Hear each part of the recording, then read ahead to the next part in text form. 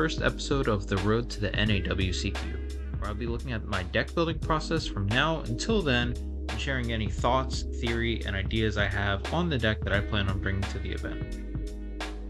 For a bit of context for this first episode, my name is Tom, and I'm currently playing Malice, which is a deck I've been playing since the day it was released all the way back in December, and was testing even before then.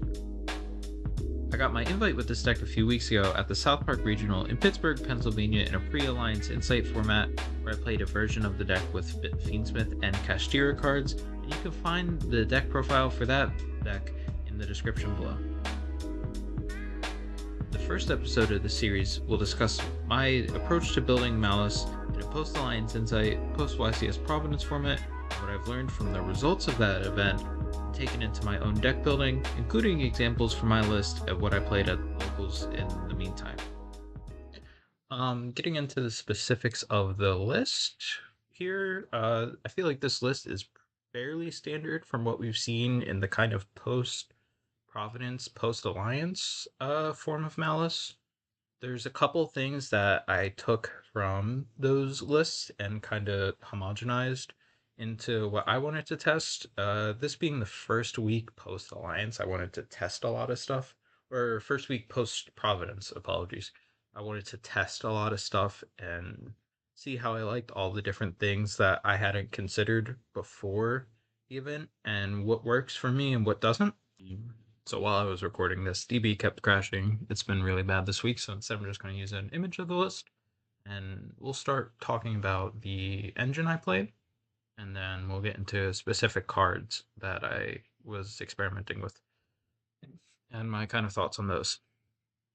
So starting with the Malice engine, I playing the additional cat I felt like was nice. Originally I was only playing one cat when I kind of built this list for post-Alliance, and because I thought that having the additional cat would just kind of be a brick, but I actually felt like the additional cat was nice, and it did come up as like a normal summon or like drawing it in combination with March Hare as like a way to extend. Was a big fan of that. Like going March Hare effect and then banish cat from hand, and if you have a normal summon, applies so much pressure right away. So a big fan of that. Obviously still on the one Sark, one terraforming. I think those are like just the best extenders. I like having extenders that are spell cards and not monster cards, because the hand traps that hit monsters are usually like there are more that are not once per turn. Like if your opponent is playing Veiler or if they're playing Imperm, they can get value out of 3 Imperms versus if they have Ash and they Ash the terraforming, then you can still have I Meet You, which is another card that I like right now. I Meet You, in addition to the 4 adding Mr. Names, was pretty nice. I was originally playing a lore, which I liked, but I felt like it wasn't as live as I would like it to be. I think I didn't realize, like, without Shifter in the deck, the number of darks really went down, and without 3 Druisworm too. The amount of dark monsters was not like enough to where I was drawing them in combination, especially since there are now no good dark hand traps. So yeah. And then obviously, main decking the mirror. This card is very good. I search this card a lot if I already have access to the field spell. And then no TB11. That's kind of been a hot topic in the community. They were like talking about Malice cards. I personally had been playing without TB11 for a while at this point. After the ban list, I played a Bestial, or no, a Fiendsmith Kashtira version of Malice for a couple weeks. And in that list, I wasn't playing TB11. And so just playing without it for so long, I don't feel like I need the card at this point. And I would rather have, like, I got to play an additional hand trap. I got to play 19 instead of 18, which just felt very nice. So I think not playing TB11 doesn't really impact me. I understand why people play it. I don't think it's like an incorrect decision, but it's not the one that I would make. So that's kind of it for my thoughts on the engine. I think this amount of engine was perfect I don't think I would change any of it at this point. Um, I wouldn't play mining. I wouldn't play allure. I don't think I'd put TB11 back in the deck. I don't think I'd add an extra cat or take one out. I don't think I definitely wouldn't touch March Hare. I definitely wouldn't touch backup. This really feels like the perfect amount of engine for at least how I've been playing the deck. Onto non-engine. There are like a couple points to make about the non-engine that I would like. Um, so I'll start with positives. The deck playing 19 hand traps, the deck felt very strong going second. Like stronger than Malice has the reputation of being as like a going second deck where you really can't break boards because you need to have multiple bodies to get to your kind of plays that allow you to break boards. And the deck really loses the spot removal, as I'm sure anybody who's been playing Malice knows. Um, but playing this amount of hand traps, it really felt like I was able to stop my opponent a lot of the time, and then from there, be able to like crack boards with the engine. The only times I felt like I couldn't crack boards was the times where I drew like too much engine, like especially in post side games where I'm siding into 20 plus hand traps, and I draw a hand of 4 engine. It's just like that's kind of like a statistical anomaly at that point. So those were kind of the positives. For neutral points, there's a couple cards in this list that I felt like never really came up for me. So the first of those was Phantasme. I cited this in mainly for Malice. Um, Fiendsmith decks still, but I feel like I haven't really been seeing a lot of Fiendsmith decks at my locals. Um, a lot of people have moved to Mitsu, um, or Malice, or some people were on like the Regenesis Kashtira deck. So, not a lot of decks that are playing into Phantasme really. So that was kind of a choice I made that didn't really pay off. And the same can be said to a lesser extent for the Bestials, because these are also mainly here for Fiendsmith decks, because I don't think they're as needed as extenders as they once were. So I would also like, when going first against Malice, something I would do is side out the Druis and leave in the mag, and then side in Phantasme. And when I went first, if I drew the mag, I would be able to like use the mag as the extender and then search the Phantasme. And what that would do is it's kind of similar to like when people search for Nib off Gallant Granite. It's like a known threat, which makes your opponent play weird because they're trying to play around the Phantasme. Um, some other cards that never really felt like they came up. Pit Knight early was I really liked how they were talking about it in the Lukasaka list, but for me, I never summoned it once, but I also never really got Chaos 100, so that's kind of like a negative that goes along with a positive because I'll take never getting Chaos 100 if it means I have a like not great spot in my extra deck. For some more negative points, I kind of felt about this list. Um, the number of Charmys in main has kind of been something that people have been discussing for a little bit now when it comes to uh, prepping and then the aftermath of the YCS. Um, People started maining 6 plus, or at least 5, because the thinking was that if 4 of the strongest decks in the format are going to be Malice, Mitsu, and I think people expected at least, I expected Mermail and Memento. Those are all very strong going first decks that are pretty hard to interact with one for one hand traps. So meaning hand traps that interact with your opponent in different ways, like the Charmys, was kind of what people had leaned towards. So, but as a result of that, this is like kind of a high variance thing. And I heard Joshua Smith saying this too, where if you have these cards in your hand when you go first, it feels bad. like almost objectively. A lot of the times, and I will show this in clips of the locals I recorded later. I like, for example, one time I was playing against, I forget what I was playing against, but I resolved cat to draw two, and my opening hand had two Charmys in it, and I cat drew two into, I think, a backup and another Charmy. So I had like, if those were like Ash, Impulse, Imperm, Nib, anything else, I had full board plus three hand traps, but instead I had three dead cards in my hand, which was kind of, obviously you don't want that. So I think going forward, I still think playing more Charmies, like more than just Fua in main, is a good move, but I don't think six is correct.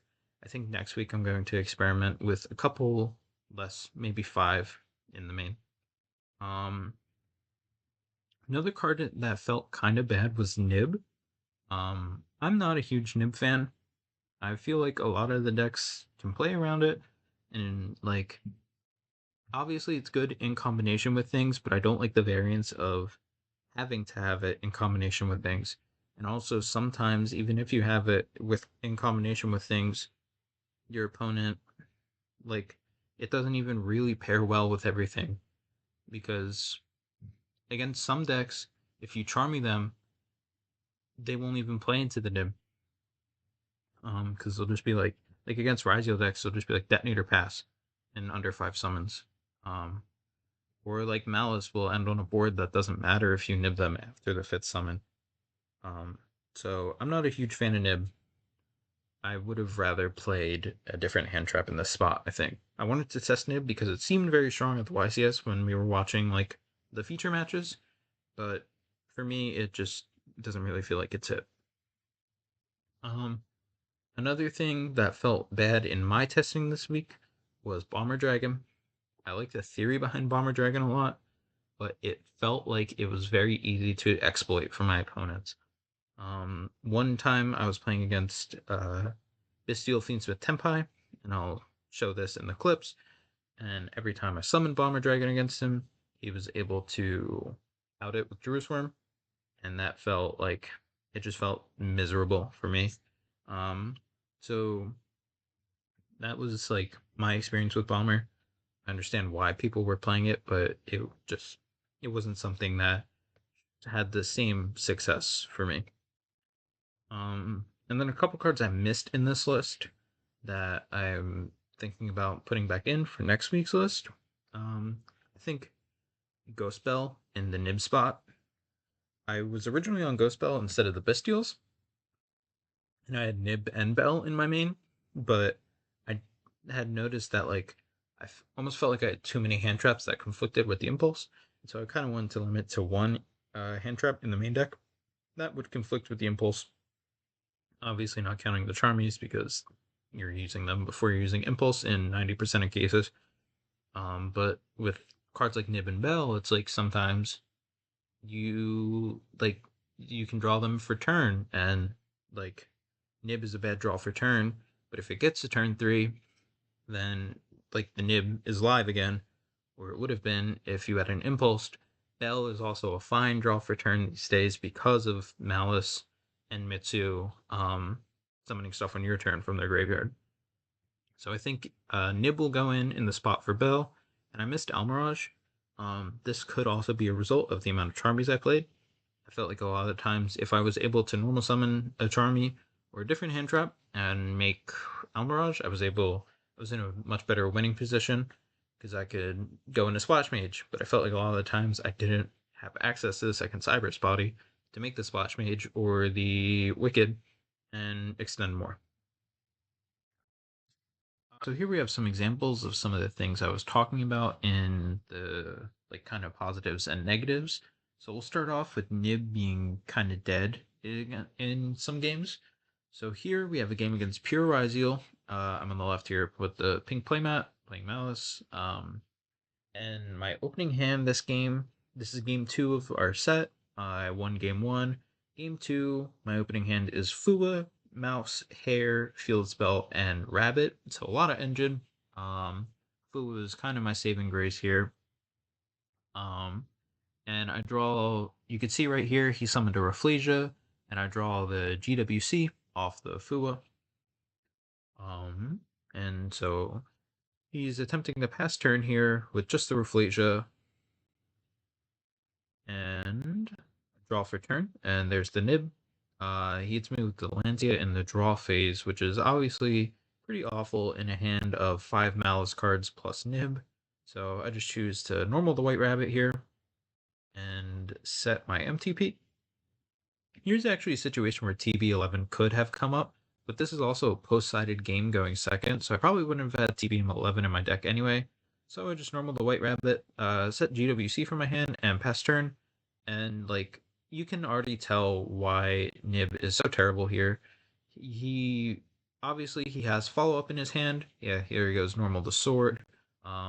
We knew he had follow-up just because he had played the Ryziel turn. So here he's adding the Ext, and the Nib is like dead from the beginning because he either has the Rafflesia negate, which can get to the Grave Diggers, or it like he will be able to establish cross plus duo with a body attached before I'm even able to nib him. So right here he's going to overlay for the duo. Yeah, takes a second to think about it, grabs the duo, and here I'm thinking about using my March Hare to try and bait out the Rafflesia, so at least there's like a chance that Nib is live, in case he doesn't, for whatever reason, go for cross. But here he goes, plug in cross, and I kind of accept at this point that this is where I lose the game, because I know he's going to be able to grab follow-up during this turn, and he's going to have the cross. Yeah, here we go for the March Hare. He Rafflesias, and since the Grave Diggers, sorry, my framing was a little bad. This is like my first time attempting the Corby locals. But yeah, here goes cross, summon node, send the Rafflesia, summon the Det, what the twins do, which he sent off the Ext earlier in the turn. Here, tries to go battle phase, beat over the March Hare, or the White Rabbit. I GWC to try and keep myself in the game. He beats over it. Go end of main, cross negate the Nib. I draw a Fua for turn, and that's the game. The reason I said Nib was kind of mid and not necessarily just strictly bad, though, was here it actually kind of helped in this game. So we are in my opponent's turn. I went first this game. This is game 1. My opening hand was kind of weak. GWC, 2 rabbits, Nib, Impulse. He had the Veiler for the rabbit. I had no way to punish that. So I just pass with GWC set and a Lingaribo. Here I'm kind of letting him combo. I know I have to Nib Impulse him, and the turn kind of has to play exactly how I need it to. So as you saw at the beginning, he went Impulse or Tachyon for Ice. Ice Summon Sword, Sword Grab X, I believe he grabbed. Yeah, grab the X there. So here goes overlay for Duo. And he definitely misplayed a little bit. He could have summoned the Ext at this point, so, and got dumped the second duo into grave, so he could have a negate live for the cross here, but he doesn't, and I'm able to capitalize off of that. But I kind of don't like the playing around your opponents making mistakes. I kind of just like, you know, the additional benefit of playing against opponents who make mistakes instead. So here he goes, he grabs the cross, and I believe he grabs plug-in here. No, he grabs sword. So here, next play, gonna be cross, Ext. He's gonna send twins, I believe that was. Again, my framing's not great. Search the node, summon the sword here, and then ask if I have anything here. I have the Nib, obviously. So go Nib, clear the board. And I know that he searched my people running about Nib token. I know he searched for the node here, so he's gonna go node, summon node. Here I go, activate GWC. I'm trying to summon my white rabbit. So the summoning the white rabbit isn't really the important thing here. I'm mainly trying to get the trap in the grave so the node will be destroyed in case he has a second ice in hand, that he can special summon and make the detonator still. So he actually ghost spells my GWC, which is fine, because we know that I have a second White Rabbit in hand here. So he goes Note Effect. He tries to send the token, but I have to explain that you can't send tokens. So he sends the other card in his hand besides the plugin, which is a Nib, and I Impulse. And now the Note is negated and destroyed. And that's kind of his turn there. He just sets the plugin and passes, and I draw a March Hare for turn, which is insane. But even if I didn't, I already had the rabbit in hand, and so I might not have been able to kill because I think I would have had, if I didn't, I think I would have had to gone through SP here to get body, but to keep extending, I mean. So I don't know if I would have been able to kill this turn, but I definitely would have been in a game state where I couldn't have lost. But the March Hare makes it so much easier there. So next here we have the examples of Bomber Dragon not really working out for me. It is worth noting that both of the games I wound up summoning Bomber Dragon, I was under a Charmy, which which both of them resolved, and both of them I had to give my opponent draws. Like this hand was a bunch of non-engine and terraforming, so I was in a situation where I had to, if I wanted to play, and I know this player plays Tempai cards, so I wanted to establish something. Um, so I kind of had to, I felt like I had to play into this Charmy. Hindsight 2020, I could have just attempted the pass, but I chose to play into it both times. So here, I just went back a little bit. Here, normal the Perulia, and make Bomber Dragon. He draws the card, set 2 and pass. In end phase, here he activates Truesworm. Banishes, I believe he banishes, doesn't really matter at this point. Yeah, he banishes my Dormouse. Force to activate Bomber Dragon. Bomber Dragon, clear the Druis, and then Bomber Dragon, clear Druis, and then Druis clears Bomber Dragon. And I wind up losing this game because his hand is crazy. It's like Lubellion, he's got access to Fiendsmith cards, and he has a Tenpai normal summon in hand, and he's got access to Cashier cards. His hand was insane.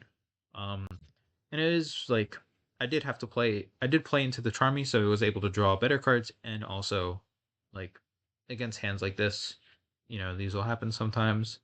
And once again, here you just skip forward to it. Here I'm hit with Meow, and then Imperm. I forget what the Imperm was on.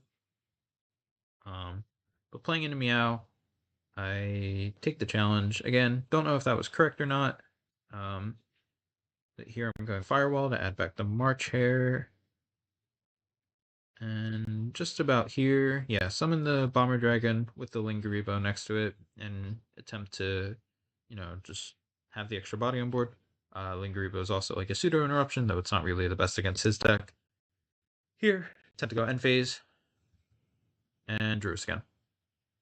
And you can see there, yeah, the Lightning Storm too, yeah. These hands were just crazy. This game I had a chance to win, but we were running low on time, so was not able to pull it out in the end because of the life point differential. The game ended in my battle phase, which was unfortunate.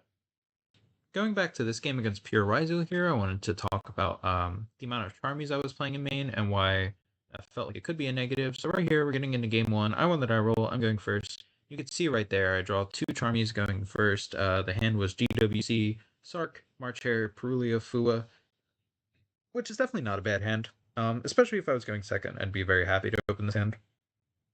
So here just go Sark, Dormouse, Dormouse, and here I actually banished the cat from deck because I want to try and get the draws early since I have the March Hare, and I know I can extend play. So I go cat, give my opponent my deck to cut, and banish the March Hare from my hand, and draw 2, and back up Fua. And so, like, obviously, I can't really control what I'm drawing, and if I was going second, obviously those draws would be really nice, but at the same time, you can't build your deck purely for, like, planning on going second. he Veilers this Splash Mage, but I have the March Hare, which, I mean, he knew about at this point. And I'm able to build my full board from here. I wound up winning this match eventually. I win this game 1. I establish a really strong board, and he's not able to break through. You see me like misplaying right there, trying to link these two into a white binder. That's kind of like a counterpoint to the last point I was just making, though, about the amount of Charmys feeling really bad going first. This kind of also touches on the point I made about the deck actually feeling fine going second in a lot of instances. This is round 1, game 2 of the local.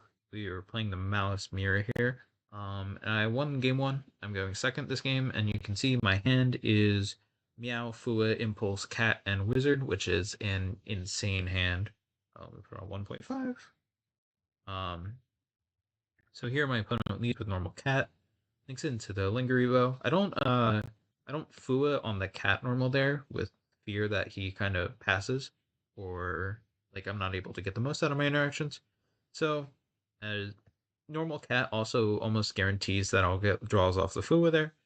So not dropping the or normal Cat almost guarantees that I'm getting draws off the Meow here. So it could be a misplay not dropping the Fua, but I held it. And he goes for backup here, and then backup effect. Here I definitely should have dropped the Fua, because his next play is linking the Splash Mage, but I thought his next, like, he's searching the Wizard here, so I thought his next play was going to be Wizard, which is why I didn't drop the Fua. But here he goes for Splash Mage. On Splash Mage effect, chain the Meow, which is obviously very strong. He summons the Cat. I think I draw into... I forget what I drew into here. Here he makes the Ransom. Oh, I also was... I think I was holding in case the Impulse came up. But yeah, should have definitely used the Fua at this point. Yeah, give him the deck to cut. There's Terraforming here. Just guarantees me another draw. Actually went for Wizard there. Oh yeah, he's going Wizard and then using banishing the Terraforming off Cat. Here I chain the Fua there. Banishes, draws 2. And then he goes set 2, pass. Yeah. And here, since I didn't have to use the Fua on his turn, I was able to chain it to the red Ransom when he goes for Malice in the Mirror. So here goes Mirror, target my rabbit to negate it. And he goes Ransom. And here I'm able to impulse that. And that pretty much seals the game. The next play here is Lingering Bow. This set card here is an impulse. And there's really... there's not much you can do at this point. I go March here to banish the Cat in my hand, and then get 3 bodies on field, and I'm just able to play onto his Lingering Bow until I get to Access Code Talker. Here I'm summoning the backup from my hand, actually. I was worried about Nib a little bit, but I had the Wizard in my hand here, so I was... If I get nibbed, then I'm able to extend with the token. Here I'm dumping, adding, and then dumping. That's a Dormouse, but it's kind of hard to see. Here I link all 3 into a binder, and binder just soul charges basically. Just banishes a bunch of my cards. I get my March Hare back. I get these 2 bodies. Summon both of them back. It's the rabbit effect or binder effect is set to GWC. Link it to Access Code Talker. Pop his back row. And then Heat Ashes, my white binder effect to revive. So that, I believe that's the last card I knew. I don't remember if I know the last card in his hand or not. I'm going to assume I don't. Here I link into the Splash Mage with the assumption that the last card won't be a trap card. And even if it is, I believe I can play through it at this point. So I go Splash Mage, summon back one of my bodies from grave. Summon back the Cat. I go link into Ransom. Ransom searches Malice in the Mirror here. access code I use to pop right here. It's a wizard at Ignister, so I banished the Splash Mage to pop that. Battle phase, GWC, game.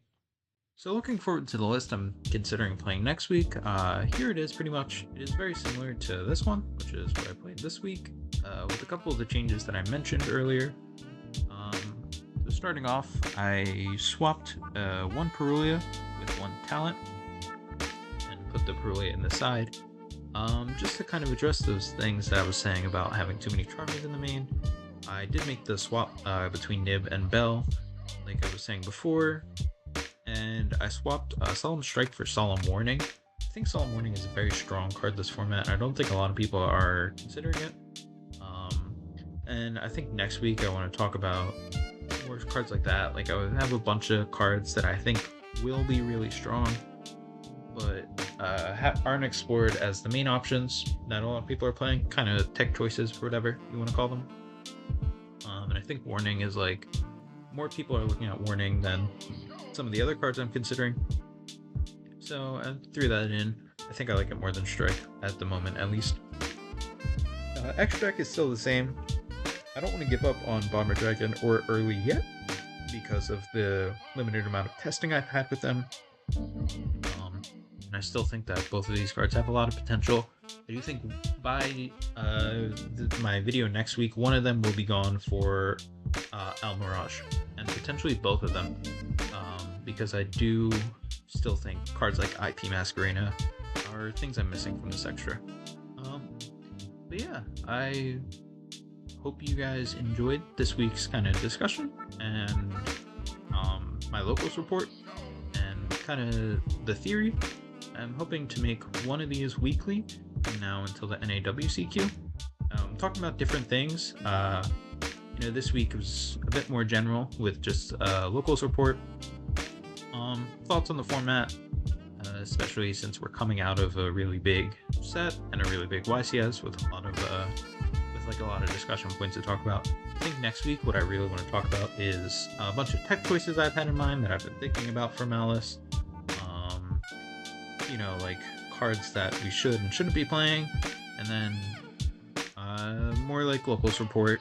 Hopefully I'll be able to go to at least 2 locals next week, if not 3. But yeah, thanks for joining, and I'm excited to see you guys next week.